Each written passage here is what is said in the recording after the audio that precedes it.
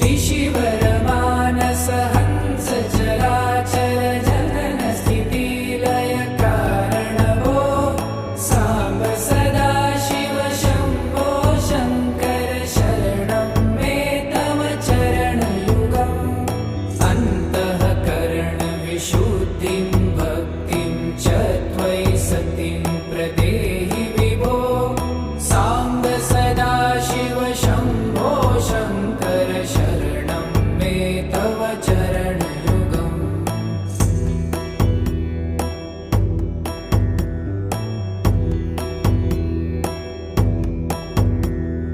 करुणा